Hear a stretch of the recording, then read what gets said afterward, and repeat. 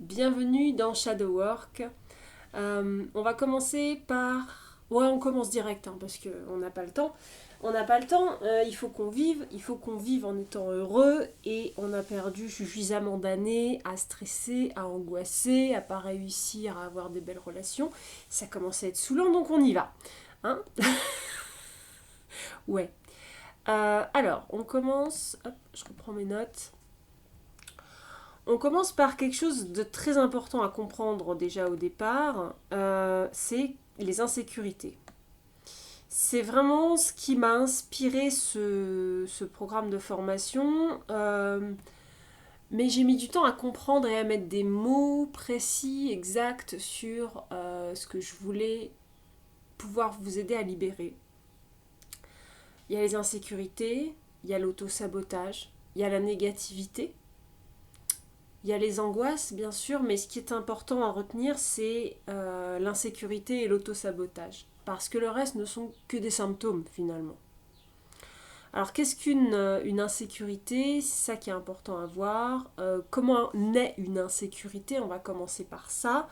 Et je vais commencer par t'aider à comprendre et à conscientiser surtout tes insécurités, à conscientiser quand est-ce qu'elles se mettent, quand est-ce qu'elles se réveillent, quand est-ce qu'elles te drive, c'est-à-dire qu'il y a un moment où tes insécurités, c'est-à-dire tes peurs, tes manques de confiance en toi, vont prendre le contrôle de toi et finalement vont saboter tes objectifs, tes relations, ton travail, ta créativité, ta capacité à aller au bout de tes projets.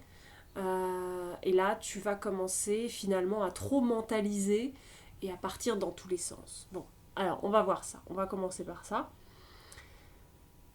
Comment on est une insécurité? Alors déjà, la plupart des personnes qui vont regarder cette télévision, cette formation, font partie de la génération télé. D'autres feront partie de la génération réseaux sociaux. Beaucoup d'entre nous n'ont pas été vraiment éduqués et élevés par nos parents. Je parle bien évidemment quand je dis élever, c'est le sens premier du terme. C'est vrai qu'on n'y pense pas quand on dit élever un enfant. Oui, mais c'est élever un enfant, l'élever vers le ciel, vers l'intelligence. Voilà, c'est l'aider à se transcender, c'est l'aider à se grandir et à rayonner. C'est ça, élever un enfant. Voilà. Donc déjà, il y a une différence entre éduquer et élever. On a pu être éduqué sans être élevé. On a pu être éduqué tout en étant dans le doute, la peur et le manque de confiance. D'accord? Et donc, on peut être éduqué sans être élevé. Première chose, sans être mis en valeur, sans être encouragé, sans recevoir l'empathie, l'écoute. Voilà. Donc, il faut déjà savoir ça. On peut aussi être élevé sans être éduqué. Des enfants qui ont été très aimés, mais qui n'ont pas les repères sociaux et les codes de politesse. On peut n'avoir reçu aucun des deux, également. Mais on va parler de nos générations, parce que moi j'ai 37 ans, mais je vais en avoir 38 là. On est en 2024 quand je tourne cette vidéo. Je fais partie de la génération télé. J'ai été élevée et éduquée par la télé. Bon. C'est-à-dire que mes parents n'avaient pas le temps de s'occuper de moi, donc ils me posaient devant la télé, et c'est la télé qui m'a enseigné plus de choses que mes parents. Bon. Le problème avec ces générations, qui sont génération télé, génération pour les plus jeunes qui regardent, génération réseaux sociaux, génération internet, bon, la problématique est la même, c'est qu'on a vu. Voilà. On a vu des choses dans un écran. Le souci, c'est que la vision est directement liée au mental. Le mental doit traiter l'image pour lui donner du sens. Et donc nous avons vu, voilà, des personnages avoir des relations. Alors pour qu'il y ait des rebondissements, bien entendu, il faut que ça se passe mal, on est bien d'accord. Si tout ce qu'on voyait à la télé se passait bien, il n'y aurait pas les feux de l'amour, par exemple, ça n'existerait pas, et ça ne tiendrait pas autant de saisons. rien ne tiendrait en fait. Il faut qu'il y ait du drama aussi, du oulala. Il faut qu'il y ait des tromperies, il faut qu'il y ait de la violence, il faut qu'il y ait tout ça pour qu'une série tienne. Sinon, bonjour, ça se passe bien, ils vécurent heureux, ont beaucoup d'enfants, et c'est fini en un épisode en fait, même pas. Hein, donc il faut qu'il y ait de l'intrigue. Hop là, je prends mon thé. Il faut qu'il y ait de l'intrigue, il faut qu'il y ait tout ça. Donc déjà, on a été élevé par ça. Les jeux. Donc déjà, on a les jeux. L'argent. Parce que souvent, c'est des jeux d'argent, le juste prix, tous ces trucs-là. Actuellement, je regarde pas la télé, je sais pas ce qu'il y a comme jeu d'argent, mais je sais qu'il y en a toujours. On joue pour gagner de l'argent. Voilà. Donc, on est élevé là-dedans. Les jeux d'argent, les relations à rebondissement, malsaines avec des trahisons, des mensonges, etc. On se quitte, on revient ensemble, il n'y a pas vraiment de sécurité finalement, on ne sait pas vraiment quand est-ce que ça peut partir en couille. Voilà, je suis désolée, on va parler crûment. Donc ça déjà, voilà. Et en plus, c'est quelque chose qu'on a vu, c'est-à-dire que c'est pas quelque chose qu'on a ressenti, parce qu'il y avait deux personnes en face de nous et on pouvait sentir la relation entre deux êtres. On pouvait du coup relativiser, non, nous c'était à la télé, donc on voit des images, on entend des dialogues, et finalement ce qu'on apprend c'est du par cœur. Voilà. Il n'y a plus ce côté feeling, le feeling de je ressens la relation qu'il y a en face de moi, lui il me paraît pas trop avoir raison, là ça me paraît pas top la façon dont ils interagissent. À la télé il n'y a pas ça, on n'est pas censé avoir cet esprit critique là. Parce qu'on a déjà, on est en état d'hypnose devant la télé, on a les yeux grands ouverts, devant les réseaux sociaux c'est pareil, on a les yeux grands ouverts, le cerveau il fait off, on reçoit des informations décorrélées de notre corps, c'est-à-dire qu'il faut aussi se rendre compte d'un truc. On regarde la télé, on regarde les réseaux sociaux, notre cerveau va nous donner l'information qu'on a vu des gens. Mais notre corps, il a vu personne. Il a ressenti personne. Et en fait, c'est cette décorrélation-là, on a grandi dedans. Il faut s'en rendre compte. Donc déjà, ça, c'est un truc important, qui est très vecteur d'insécurité, parce que du coup, on a des messages contradictoires venant du cerveau et du corps. Parce que on a vu des choses qui ne ressemblent pas à la vie qu'on veut vivre. Vous n'avez pas envie de vivre les dramas, les feux de l'amour, même Desperate Housewives, vous n'avez pas envie de le vivre, parce que c'est quand même des pinailleries non-stop en fait, quand on regarde. On n'a pas vraiment envie de vivre ce qu'il y a dans les séries et les films qu'on a pu voir. Voilà. Parce qu'on n'a pas envie d'avoir une vie où il y a des rebondissements, où on est en danger toutes les 5 secondes, en fait. Non, on n'a pas envie de ça. Et donc, à la télé, on a vu des façons de faire, on a vu des codes sociaux qui sont décorrélés de la réalité, parce qu'en plus ça marche pas quand on essaye de les appliquer en vrai. Pour peu qu'il y ait certaines personnes qui aient une légère forme d'autisme comme moi et qui prennent les choses au premier degré, ça complique les choses, parce que ce qu'on a vu à la télé est censé marcher en vrai, mais non, ça ne marche pas. Mais oui, on peut pas parler comme dans les films, on peut pas agir comme dans les films, ça ne marche pas. En vrai, ça ne marche pas. Donc, déjà, ça c'est le constat qu'il faut faire dans notre vie, de dire attention, voilà le moule dans lequel j'ai grandi. Et finalement, pour certains enfants, pas tous, vous devez faire la part des choses dans ce que je vous transmets et voir si effectivement quels sont les points qui vous concernent et ceux qui ne vous concernent pas. Mais pour certains enfants, ils se sont gardés tout seuls, ils ont été gardés par la télévision, et finalement, tant qu'ils étaient devant la télé, on ne venait pas les voir, quoi. Bon, moi c'était mon cas, et je me rends compte que c'est assez général en fait. Donc déjà, ça c'est important. Ensuite, l'insécurité. Alors on va regarder un peu des synonymes de qu'est-ce que c'est que l'insécurité. Les synonymes de l'insécurité, il y a l'appréhension, la crainte, se sentir en danger, l'inquiétude, l'instabilité, se sentir menacé, être sur la défensive. Moi, je rajouterais que le pessimisme et la négativité, le fait de broyer du noir, d'être négatif, d'être pessimiste, découle aussi de l'insécurité, ok? Donc c'est un truc en plus. Moi, quand je reçois des gens, j'en vois beaucoup qui sont sur la défensive et ils ont peur d'être agressés verbalement, physiquement, ils ont peur d'être agressés émotionnellement, ils ont peur d'être pris pour des pigeons, ils ont peur qu'on profite de leur gentillesse, ils ont peur d'être trahis, ils ont peur d'être contrôlés. Souvent, ce sont des personnes qui ont vécu des relations toxiques dans leur vie et qui du coup gardent une trace. Et cette trace va appuyer sur un manque d'estime de soi qui était là avant et qui du coup va s'ouvrir comme une grande faille. Et cette faille, finalement, on est très tenté de s'engouffrer dedans et de chercher à mentaliser nos relations, à jouer aux échecs dans nos relations, à nous dire si je fais ça, il fera ça, ah je dois pas faire ça, ah mais il faut que je compte le nombre de jours avant de le revoir, il faut que ce soit lui qui m'écrive en premier, il faut que ce soit elle qui m'écrive en premier, blablabla. On joue aux échecs, on est dans le mental.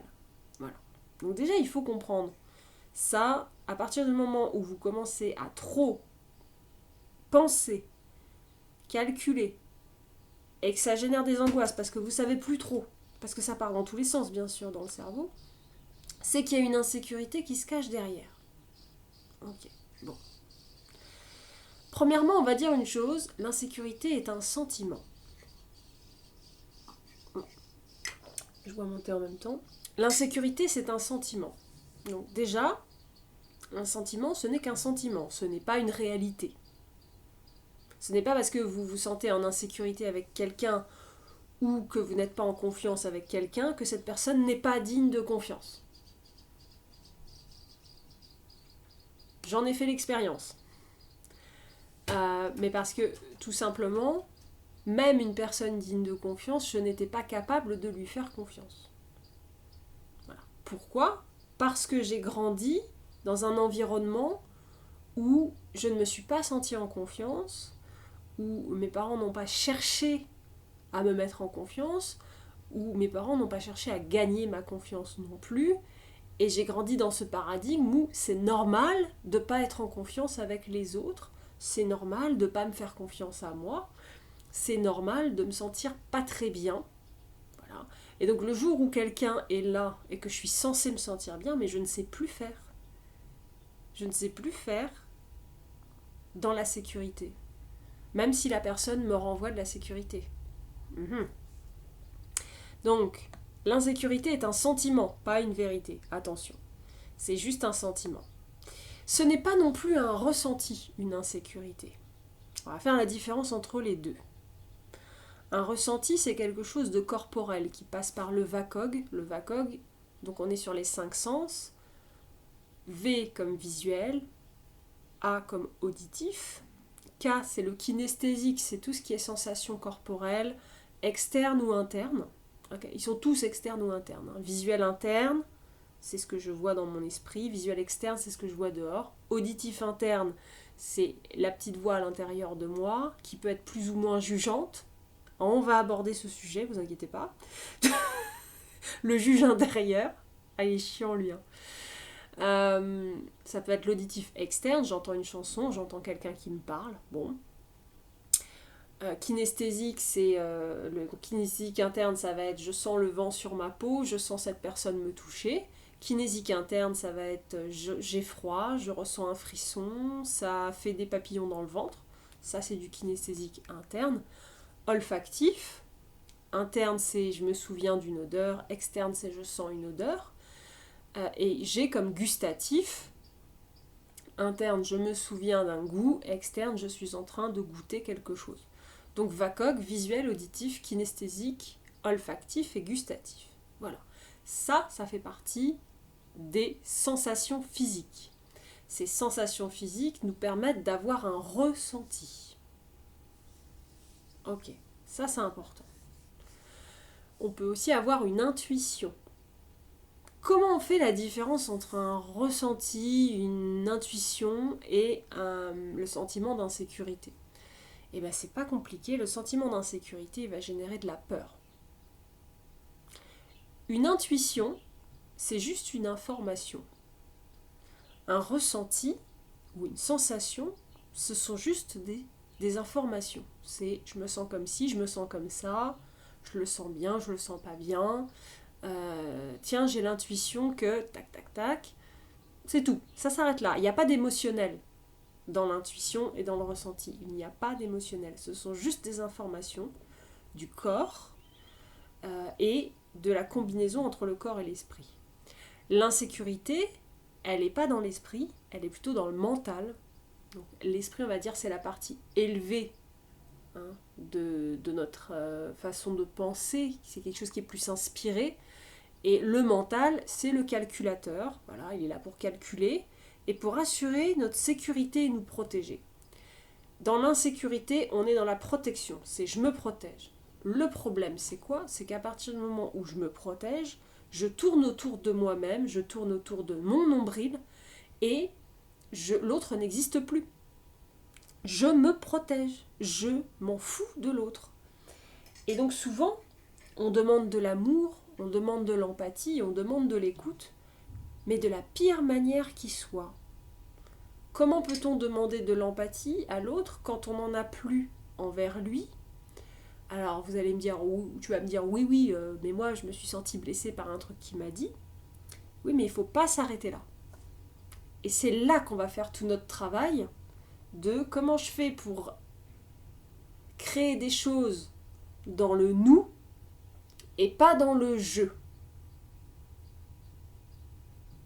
Ni dans le je, ni dans le tu, d'ailleurs. Parce que l'autre, il a qu'à s'occuper de lui.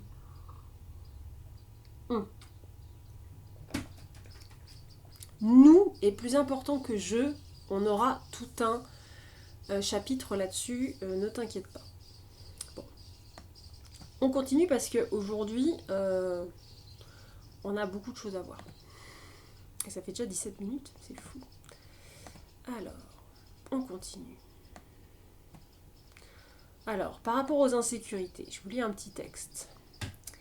Vous avez sans cesse peur de ce qui pourrait advenir. Vous ressentez un danger permanent que vous ne gérez pas. Le sentiment d'insécurité psychologique désigne dans sa vie quotidienne le sentiment d'anxiété ou de peur que peut ressentir une personne devant ce qui peut advenir. La faible estime de soi et le manque de confiance en nous-mêmes sont la principale cause d'insécurité dans tous les domaines. Ces types d'insécurité sont liés au type d'éducation qu'une personne a reçu. Voilà. On va avoir l'insécurité personnelle, qui est sur le qui je suis. Je ne sais pas qui je suis, je ne sais pas ce que je veux. Je ne sais pas trop comment réagir. Donc là, on est sur l'insécurité personnelle. On va avoir l'insécurité émotionnelle. Je ressens des émotions trop fortes. J'ai l'impression que je vais mourir de tristesse, de peur ou autre. Donc là, c'est quand on cherche à fuir une émotion qui nous submerge et qu'en se débattant finalement, on va obtenir un résultat contre-productif par rapport à ce qu'on voudrait. On voudrait une belle relation harmonieuse et puis finalement on obtient le chaos parce qu'on s'est débattu dans tous les sens.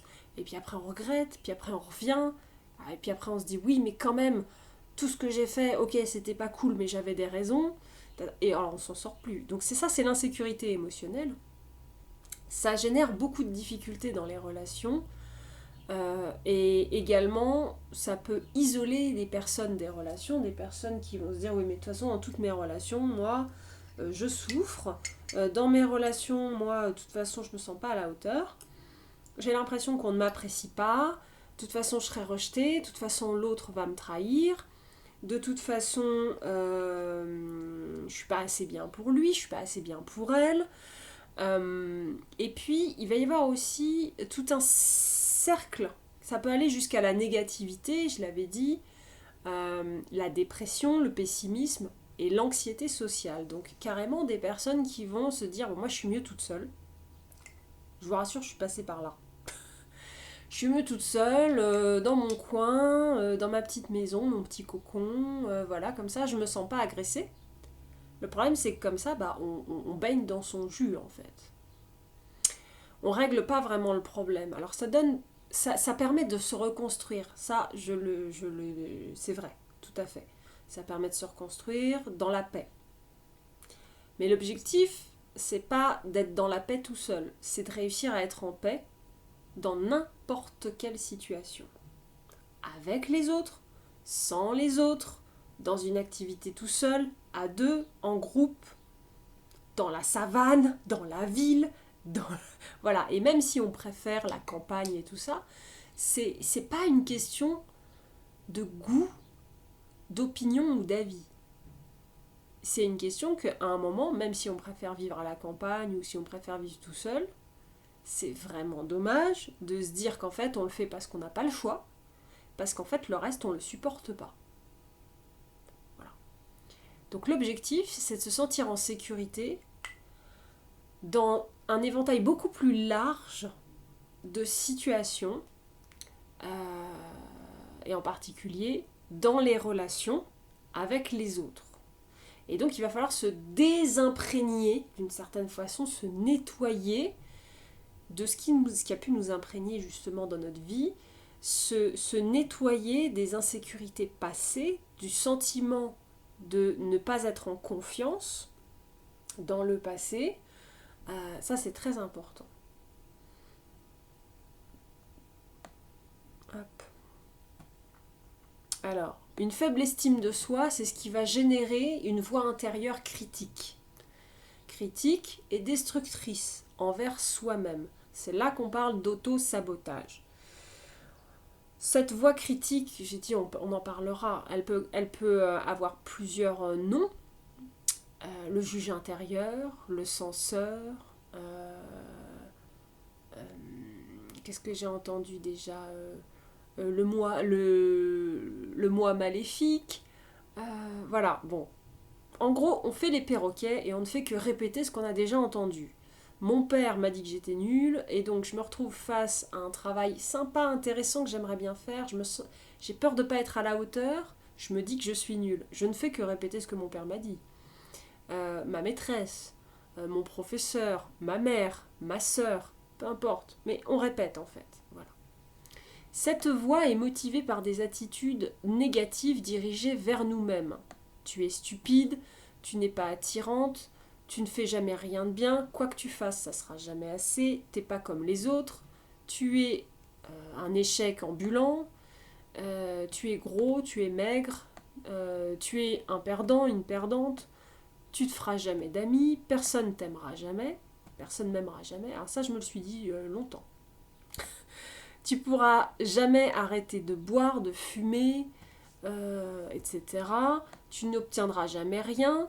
Qui penses-tu être? Tu ne réussiras jamais. Tu penses que t'es qui pour vouloir ceci ou cela?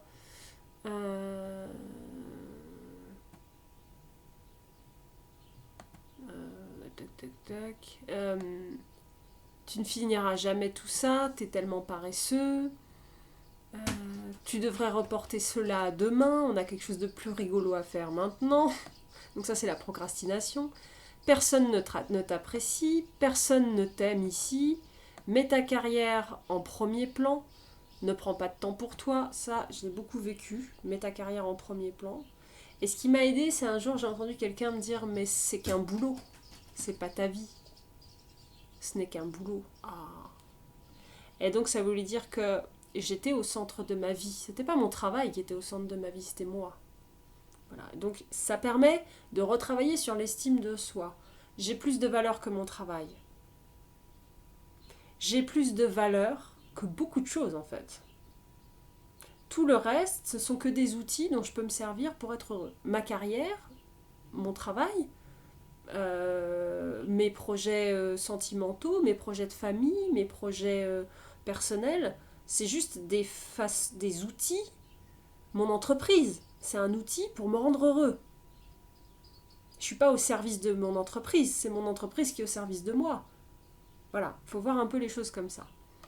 Quoi d'autre dans la voie critique? Quand vas-tu trouver un vrai travail? Personne t'embauchera. Tu ne trouveras jamais une autre personne qui te comprend. Ça, c'est des choses qui nous poussent à rester dans des relations qui ne nous conviennent pas. Ne sois pas trop accro, ne te montre pas acquise. Eh oui. Il ou elle ne se soucie pas vraiment de toi, il ou elle est trop bien pour toi, il ou elle vaut mieux... non, il vaut mieux être seul. Dès qu'il te rencontrera, il te rejettera, il ou elle. Tu dois avoir le contrôle. Ah, ça je l'entends beaucoup chez les battantes, ça. Tu dois avoir le contrôle. Tu dois pas... Fais gaffe que l'autre te soumette pas, ne te domine pas. Ça, c'est un truc aussi que dit le juge intérieur. C'est de ta faute s'il se met en colère, si elle se met en colère. Sois pas trop vulnérable ou tu finiras par te blesser. Voilà. Donc déjà, par rapport à tout ce que j'ai pu énoncer, reviens en arrière s'il y a besoin, mais note déjà tout ce qui te concerne. Voilà. Et puis concentre-toi, donne-toi un objectif. Dis-toi, moi je veux me concentrer plutôt sur telle et telle phrase. Donne-toi 2-3 phrases où tu te dis, voilà, je vais me concentrer là-dessus parce qu'il faut bien commencer par quelque chose. Ne cherche pas à faire trop compliqué. Suis ce qui te vient en fait, celle que tu as retenue. Même si ça te paraît pas logique, c'est pas grave. Laisse aussi un petit peu ton intuition te guider. De toute façon, tous les chemins mènent à Rome, donc on commence par quelque chose. Voilà. On va déjà s'arrêter là-dessus aujourd'hui. Demain, on verra l'attachement insécure, comment il se met en place. On parlera plus du critique intérieur, du coup. Et je vous montrerai même le mien, parce que oui, le mien, je l'ai dessiné. Et je vous proposerai un petit exercice là-dessus demain.